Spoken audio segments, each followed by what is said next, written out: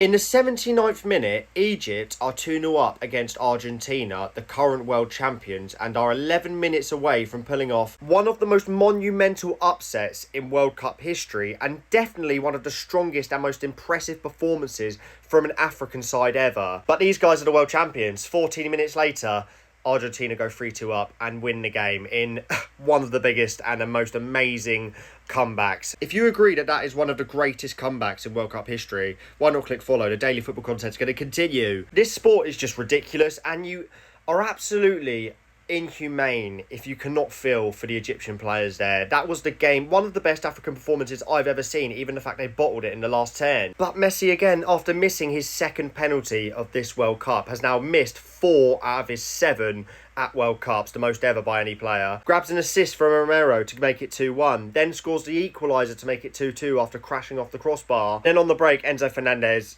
does score a lovely header, to be fair, to put it back across goal. The keeper had no chance. Like, these guys are just ridiculous. They had probably the game of the tournament against Cape Verde in the round of 16. Then they've whipped this out against Egypt. Was it convincing? No. If you're an England or Norway fan, or even a Colombia or Switzerland fan on that side of the bracket, do you get more encouragement that you can beat Argentina because they're not being that convincing? Or actually, does it go the other way and thinking, no, they can play poorly and still win? Wouldn't you have loved to have seen Cristiano Ronaldo's face when Argentina were 2-0 down and likely to be going out, and then seeing his change of expression when they made it 3-2 and won the game?